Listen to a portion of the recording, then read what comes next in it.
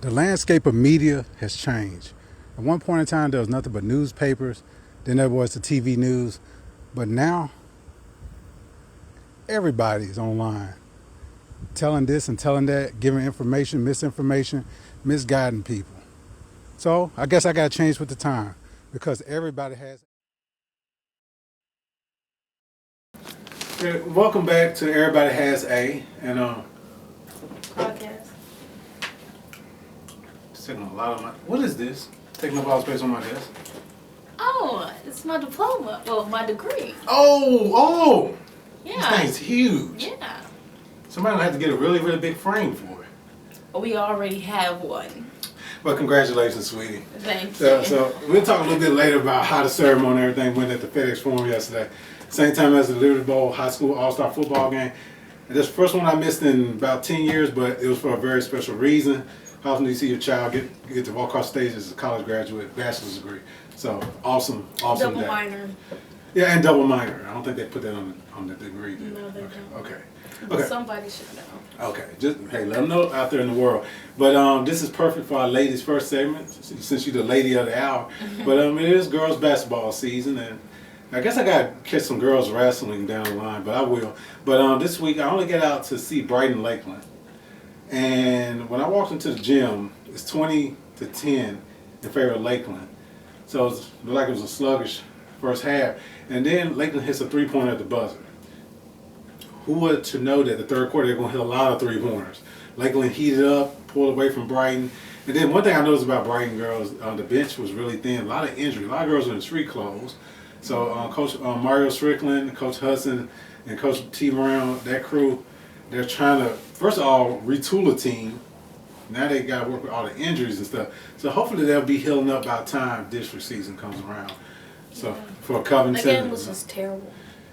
That's one way to put it. As a former girls basketball player, you're allowed to say that. I can't say that. I have to be nice. But it's like, it's funny how like, it was just like when we went to go see Mumford and what is it called? PCA, Power PCA. Center, yeah. That game was terrible. Yeah, It's like, oh my goodness. mismatch games are not fun. So It's just, in girls basketball, when one team is clearly better than the other, it's going to be apparent. It's And just it's not. terrible. Yeah, it's not fun to journalistically cover those games. You just have to tough through them, and you just hope the team that is the inferior team is learning from the superior team so they can get better down the line. Usually it's like youth. it's like usually like that, like the distance of like goodness. That sounds so stupid. That don't sound like I got a crap college degree. But like the quality of the teams, like compared to each other, like they like Well, it's like very very apparent, like Yeah. which one's good. Sometimes it's a and clear which difference. not. It's a difference between 18 and 17-year-olds. And then it's versus like 14, 15 And year it's olds. like usually with basketball games, girls and boys, it's just one that's like they put up a fight. You know what I'm saying? Mhm. And I kind of feel like at like one point in the middle of the game, one of the Brighton players just kind of like gave up. Like she just was like, they stole the ball again. What can I do? And it was just like it was just kind of sad. Well, hopefully it's just a moment of dejection, and they'll go look at the film. Coach points that out, and they realize, okay, I don't need to have that body language and attitude, because one thing, you always be on watch. Yeah. The second thing is you don't want to ever quit. And we need this, your generation, well, the kids a little bit younger than you, to not give up on life and just give up on things. And we're gonna not necessarily give up on this segment, but we're gonna bring it to a wrap as we got some highlights of the Lakeland girls hitting a bunch of shots.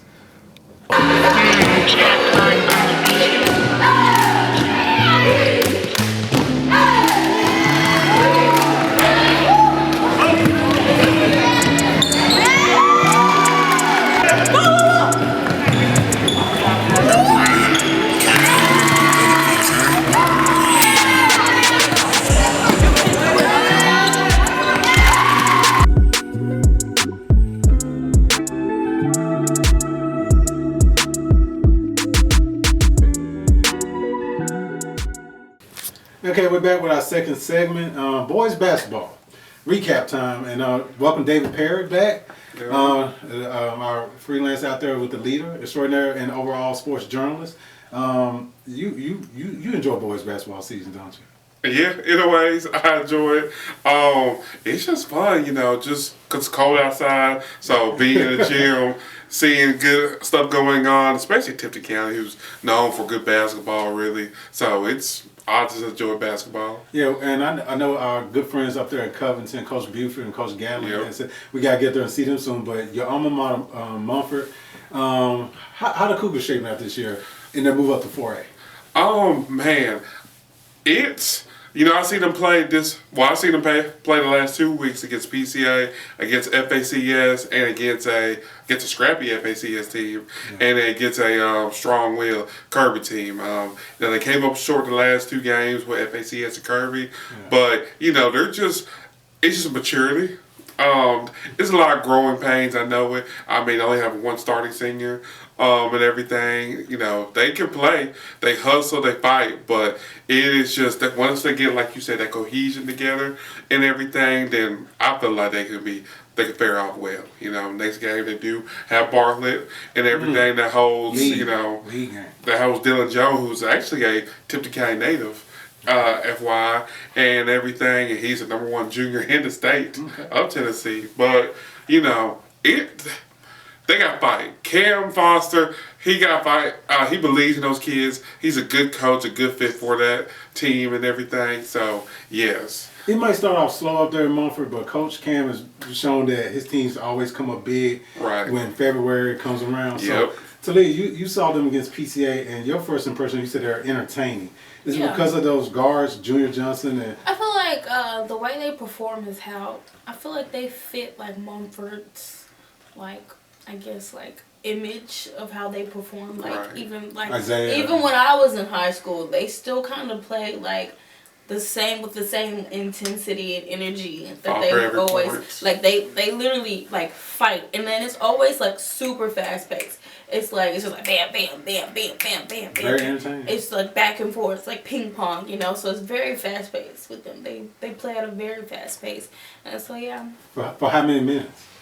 32. You've been listening to Coach Cam. Okay, 32 minutes, baby. 32 minutes up at Mumford. Okay, we all heard that. Yeah. So. But I feel like they honestly they look. I mean, when they played PCA, I feel like they looked good. They had a little mess ups here and there, but it was just obvious that they were the better option in that.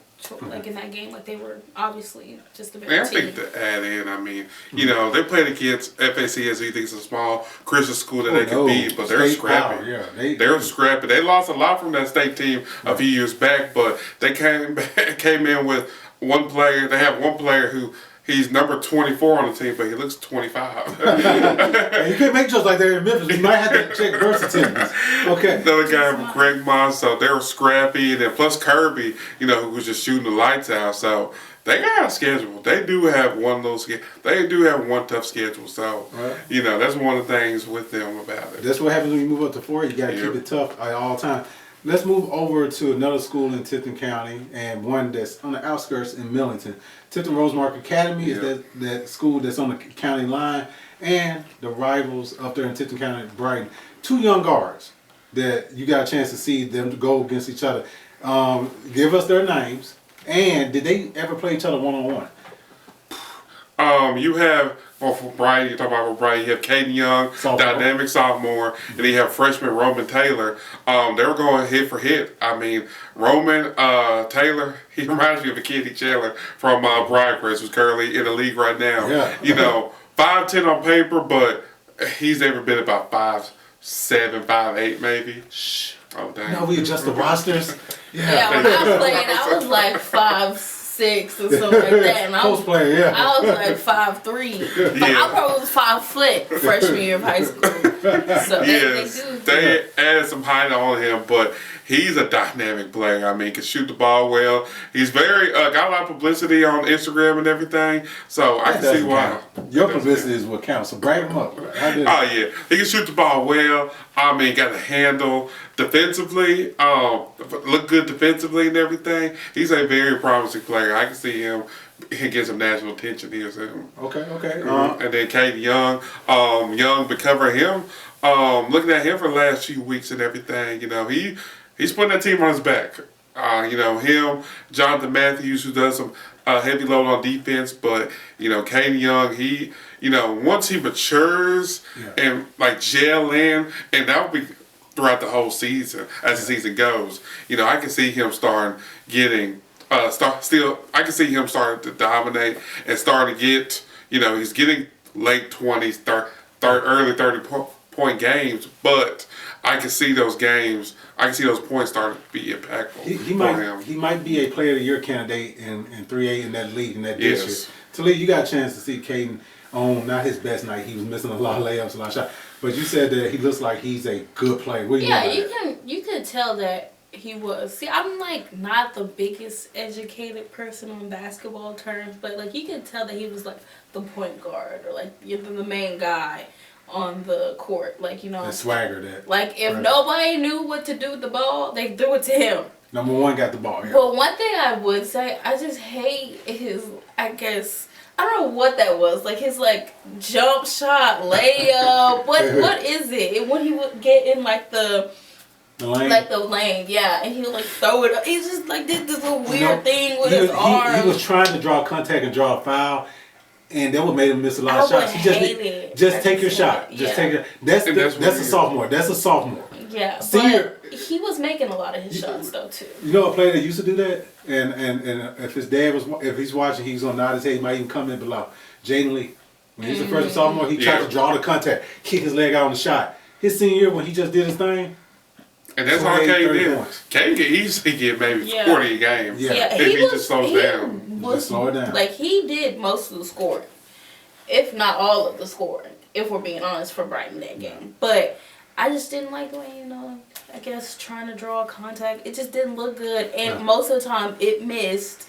And they didn't call a foul. Yeah. So. And one person I know is going to watch this and go back and tell him is head coach / brother, Coach Chris Young. I know he's going to go out and point out. Although during the game he was trying to get his player the foul call, but they're going to go back and watch film. He's going to say, hey, you got to stop doing this. You bring this on yourself. You're only a sophomore. You don't get those calls yet. Yeah. You don't get those calls yet. But we're going to watch some highlights from the Lakeland game. Lakeland hitting some big shots and Mr. Young doing his thing. Fresh new styles, Jack Blood on the beat. A little bit, can't crave a little bit, let it be time.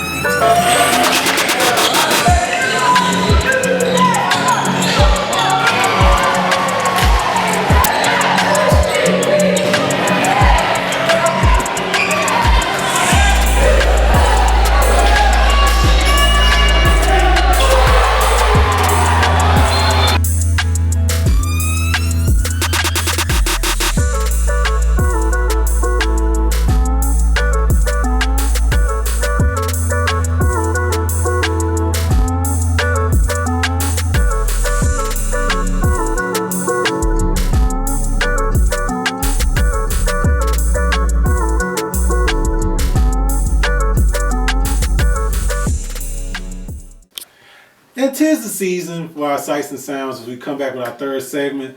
And we talked Christmas movie last week, so what's the natural follow-up? Christmas songs. And we got David Perry here, so we're going to see what fancies his ear this time of the holiday season. But we're going to start off with our choir band expert here with Talia. Ms. Liyah, what is your favorite Christmas song off the top of your head? Pressure. Off the top of my head, the top of my head was simply having a wonderful Christmas time. Paul McCartney. Paul McCartney's Wonderful That's Christmas the one time? that gets stuck in my head because it's like, da-da-da. How cheesy can you get? It's like a, but I Wonderful don't. Christmas time. But yeah, it gets stuck. It's very earwormy. You know what I'm saying? It gets stuck in my head, and I'll just have it on loop. It's up there with Feliz Navidad, which is not one of my favorite Christmas songs. Yeah, that one's pretty good too. You think that's a banger? No, it's a banger. But it's pretty good. Okay, I never know the past Feliz Navidad. I want to wish you a Merry Christmas. That's about it. When it gets to the Spanish part, I'm like, I have no clue what any of that is. Yeah, after all these years, I still don't know what it's saying. My sister used to know it, but I don't know it. What about you, David?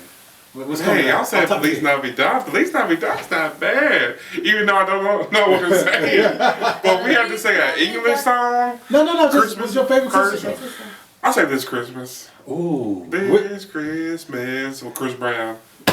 young person. Chris Brown. Donny Hathaway is the standard with this Christmas. Yeah, I think Chris Brown did it better. Young people. I wish I had another person here with a sage ear to let y'all know how good Donny Hathaway version is. That's the standard. It don't get no better than that. He said it up here. Chris Brown somewhere down here. I don't know, it's just smooth like silk. Like, Yeah, you heard Donny Hathaway's version. Now, Johnny Mathis has a couple Christmas songs that I like to listen to for smoothness. He just has that sultry voice that makes Christmas songs sound Christmassy. But yeah, okay, I respect this Christmas, but y'all version of it. That's the thing about a lot of Christmas songs. Which version do you like? What about Give Love on Christmas Day? I like that one because of you. Oh. You play it. You play it a lot. Now. The Johnny Gill version. Yes. Now, but what is my favorite adjustment to that all-time You classic? say give grub and give food. On Christmas Day. Like give food David, instead of give love. David, next time you listen to Give Love on Christmas Day, here's my challenge. Replace every love in the song with food and grub. The song still works. The other lyrics, Yes. give food on Christmas Day. What the world needs is grub. What the Man, I never better try needs that. is grub. Yes, the world needs some grub. Yeah, that's all you're going to get from me right there. Yeah, I'm sorry. Yeah. I'm so sorry you Don't had to apologize to hear that. them for my silky vocals. Okay, but what's some other Christmas classics that y'all like? Baby, it's cold outside, low key. Oh. Even though I'm kind of like, that song is so. That's not she's TC trying, today. she's trying to leave, and this man's like, it's cold outside. He's like holding her hostage. Yeah, it comes across a little But it's grapey. kinda I said cute. grapey. It comes across a little grapey. It's kind of cute though. It is. Yeah. If you like the guy. Like the voice sounds, the voices, they're singing as well. You know? all I want for Christmas. Let me stop. Mariah Carey. Oh, Yes. that is a classic I now. It's a do classic. like it, but I'm kind of like fatigued. I'm just like, I've heard It's- enough of her. Every shopping center when we used to go shopping for actual Christmas gifts, it was playing over the PA. I remember just hearing the Macy's, JCPenney, Kmart. Yeah, that's how old I am. Walmart, you heard it's like it played on a loop, so it is very earwormy but irritating. It's like ridiculousness on MTV. Oh. It's just a rerun. a rerun, I'm telling you. Speaking of MTV, VH1, I was introduced to this Christmas classic, Bing Crosby and David Bowie, a little drummer boy. Rumpa-pum-pum. Trust me. I really like that one. Bing Crosby is Christmas. He is Christmas. You gotta have at least one Bing Crosby song in that was your actually arsenal. really good. Yeah, I like that one. Yeah, they hit the harmony and all that good stuff. Yeah, I'm sure it's like something we're not thinking about. I'm sure people. There's a lot in Leave my a comment head. I'm like, underneath oh. your favorite Christmas song, please. There's a song that we sung at the choir concert, at like my choir Christmas concert, and I can't remember the song, but it's like, I can't remember how it goes, but it's so good. It's so good. Yeah. I like that one too. And like Leve, she sung it, and she sung it really well. Oh! Someone just came to mind. Santa Baby. Madonna does a good version. Eartha Kitt does a great version. And every man can relate to this. A woman wanted a big ring and a car and all that kind of stuff. I think everyone would like Santa Baby, like that Christmas list that men try to run from. Or I want a hippopotamus for Christmas. I don't know if you know that one. Well, I know Grandma got run over by a reindeer. Yeah, Grandma. I know the movie. Yeah, but well, I mean, I didn't know about that song until I worked at the animal hospital, and we had the radio on the Christmas channel, and so it would play "I Want a Hippopotamus for Christmas," and it's actually kind of cute. It's like a kid song. Or "All I Want for Christmas is My 2 Front Teeth." Oh, I remember as a kid. That's in that Jingle Bell class. I lost my 2 front teeth like right around Christmas time, and I actually wanted my 2 front teeth for Christmas. Yeah, and now I throw these last couple curveballs on my side. Soundtracks, Peanuts, Charlie Brown Christmas, that jazz rhythm. That is, you hear that just gets you into the Christmas mood. And the soundtrack, the score from John Williams, the awesome John Williams, Home Alone. Yeah. You hear that background music, I dare you not to get in the Christmas mood and want to go set up some booby traps to hurt somebody. He said that the band that I played in, the Millington Central High School band, They can look at it on YouTube. my freshman year, I believe, we played that Home Alone song. I thought the movie was playing. That's how good y'all played that night. We Y'all are a awesome. concert band, okay? Millington, we're a concert. I don't know about now, but back in my day, we were a concert band, okay? So shout out to Miss Woodring. Yeah, shout out to Miss Woodring. Okay, Dave, you got any last words on the Christmas song? I've never seen Home Alone. Never watched Home Alone. Day of my life. Never seen it. I am shocked. I've never seen that movie. We're gonna take your American card away from you. Yeah, take my American card. Do you have Disney Plus? Not my girl. Your Mom. Not my mom. Okay, Sister. not your wife. Sister. Yeah, wife. Dang. I forgot to say that. Yeah, wife. See, I got your American. back. I got you. No, man, my sister had it, but she got rid of it. So I need to get it back because Yeah, I've never seen you Home need to get Alone. Disney I've never Plus. seen it. What about Yo, hey. This is a That's public a reaction. Elf. You've seen Elf, but you've never I've seen seen Home Elf. Alone? I never watched A Christmas Story. Never seen it. You don't need to see it once. You can get through it once. Yeah. You'll be okay. You'll be okay. I never seen The Grinch. I'm playing. Okay. I'm playing. She was about to jump you on that one. She was about to jump you on that one. Now, I don't think I ever watched the live action one all the way through. I will say that. You've only seen the cartoon? I only see the cartoon. I only see The the cartoon, live too. action Yeah. one is the only good one. I just remember when he took that Christmas tree and said, "I hate Christmas." Yeah. And And then story. and how he was putting everything in the bag. The cartoon was pretty good too. Yeah, cartoon No, was Jim iconic. Carrey, he ate that one up, okay? He devours. He said he spent the 200 Grinch, He said okay? he spent 200. And then the whole, like, everybody knows that when he pulls the cloth off the table, it was supposed to knock everything down, but it didn't. That was a blooper. Wait, I hear Patti LaBelle and her version of This Christmas. So I think we gotta wrap this segment up. So she don't know the words to it. Oh, my right. goodness. You don't like Patty can sing. She can even sing songs that she don't even know. See, next card, please. This is a classic The version. next segment, please. Okay, yeah, we'll be back in a minute. Put the work in. So I'm gonna step out of the way. I'm gonna let Emma do what you need to do. Mom and Dad, we're proud of you. Thank you. Thanks. Coach Bruce, thank you for all you did, Coach. I guess I just want to say thank you to everybody who's here, all of my family, all of my friends. I mean, everybody who's been there for me. That's seeing that I can push through anything that I've ever attempted to do, even if I've failed a couple times, couple tears, all the stuff. But it's just really encouraging to know that I have so many people around me that love me, that care. But yeah, so just thank you all for being here and yeah. Okay, as we get ready to close out this week's episode, college future. I had the pleasure and privilege of covering Emma Washington at Millington Central High School, signing to Dyersburg for golf, and she secured her college future. And you just saw her give her speech and her thank you to her family and friends on her signing day. But you didn't have a signing day, but you did like a lot of kids do in this country once they graduate high school. Some go off to the military. You decided to go to college. You touched on last week that you would never do it again, so you're not trying to soft serve it, but how did it feel walking across that stage in the FedEx Forum on yesterday? It just didn't feel like real life, technically that was my first ever college graduation. So, but you've seen other videos online of like college graduations, and so it's like fun, actually being in a college graduation. It was like, this feels fake. This does not feel like real life. I can't believe I have a college degree. For real. It feels fake. But after a while, it just was like, oh my gosh, I'm kind of ready for this to be over. I'm talking to the people around me. I'm like, yo, this is boring. I'm like, well, are we gonna leave together? Y'all Are we gonna communication stay? majors. Are we gonna? No, I was like, okay, the way my department is set Fine up, arts. there's communication and there's fine arts. And most of the people around me were the fine arts part, Wow. graphic design, film So design. you were the yapper. Yes, I was the certified yapper, okay? Officially certified Get it yapper, honestly. right? Yeah. And so I was just talking to the people around me, and I'm like, oh, we finally get to go up. I got to see my church member, Gerald Shaw, the second graduate with his double major, his 2 degrees. Computer engineering. Yeah. And then I waited to see Sophie, my friend that I luckily had 3 semesters with, because we took Spanish. We took 2 semesters of Spanish together, and then we took landforms together.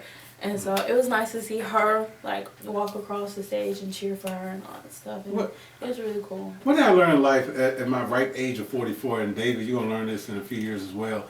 A lot of these ceremonies are not really for the person that is the honoree. It's basically for your loved ones who want a wedding. I even dare say, we know a funeral is not for you. You don't know you're there. Proms and things like that. Most of these big milestone occasions in life are for your loved ones and your family. So your mom who sacrificed time, car, her schedule, everything to help you get there. That was a moment for her to watch her youngest child walk across the stage with a bachelor's degree. That's for her. That was for your grandparents, generational thing and things like that. That was for me, the investment and accepting each other in each other's lives. So that's what it was really there for. So although you want to be anywhere else but there, but I wanted to be there, obviously. Yeah. But I was kind of like sappy too, because I was looking back on like my college years, and like although it didn't go down how I like wanted it to go, especially with my sorority, I still like, I feel like I still did a lot. I had a friend group. I made friends in RUF, all that stuff. I went to the beach. I went to traveled all over the states with my friends, by myself too. Yeah. So I feel like I kind of lived a good college experience. Like I feel like I had a good college experience. And David, how was your college experience? You at Ole Miss games and Memphis Tiger games and all that kind of stuff. You branched out too while you was in college. Yeah, college, it was fun, I ain't gonna lie. 18 to 22 was fun. I got a chance to just stay home, not go out anywhere, just stay at home and just build my craft as a journalist, going out to the games, taking photos, eventually start writing, and then, before I even graduated, I've had a full-time job with being a sports editor at Dyersburg. Yeah. So, I had a fun little experience. I got to drive around everywhere, got to experience and connect with people that I just never thought I'd connect with. So, it was a fun experience. I feel like 18 to 22 is the best experience, though. I love to always tell people I spent my 21st birthday in the Grove. I turned 21 that September the 7th, and Tigers were playing Ole Miss down in Vaught Hemingway. So I'm in the Grove, and I mentioned that was my 21st birthday. Guy hands me a beer, so you can legally drink this. I was like, I don't drink beer, sir. He's like, happy birthday. And I was like, oh, okay.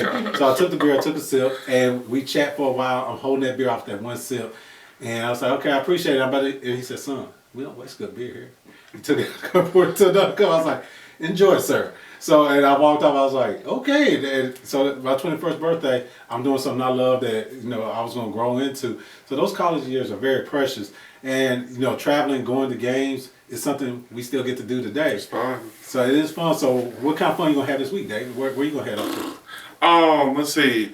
Tomorrow I'll be at a middle school game. My old school I used to teach at PCA. They have a little homecoming game. Got good players out there. I know it's out of our coverage, but yeah. I'll be out there. Tuesday I will be going up north to Covington, seeing what they're about. Covington plays Ripley. Seeing what both the girls and the boys are going to be about and everything. So that's my plan for the week. Probably catch me, another game before Christmas break. Okay. That's out on the 19th, but what about you? I'm heading out, you said middle school, I'm going to middle college, Millington. I didn't see my Trojans in a while to see how they're adjusting. Both teams under their new coaches, Coach Reed for the girls and Coach Ells for the boys. See how things are going over there. Then, the good Lord's willing, Tuesday, I can't wait to see TRA. And this young guard and the Word brothers and see how everything's gelling and see how they're putting everything together over there. Because the records, look, you dropping 90 points. They better not end up scoring just 40 points when I show. I won't be mad. and then I think I might conclude the week going to catch Millington again. Because there's a kid over at Hardin Academy. They take on Hardin Academy at their place. Fred Martin, number 13. We saw him early against Millington at Millington. And some of the highlights, if he just makes dunking and going to the basket look that easy, I want to see that again. So what day is that? That's Friday night. So in Memphis, so a little field trip. I always look at it as like field trips. So I always love just going to new atmospheres. I love it. And we honestly get to see the talent of tomorrow that might be heading off to the next level. So and to conclude, to Liyah, you and a bunch of folks yesterday walk off stage are headed to y'all next level. So once again, congratulations. We can't make that a permanent fixture because it's gonna take up too much space on the desk. So we're gonna get that framed up. But it's been a big week and a week of blessings. And Dave, we appreciate you dropping in, and don't, like I always say, open invitation. Don't be a stranger. And our next episode will be prior to Christmas, so we have another crazy Christmas topic and everything. And good Lord's willing, we're gonna try to do this again. So we're gonna close out. Make sure you like, comment, and subscribe. And we're gonna close out with Liyah's Lens.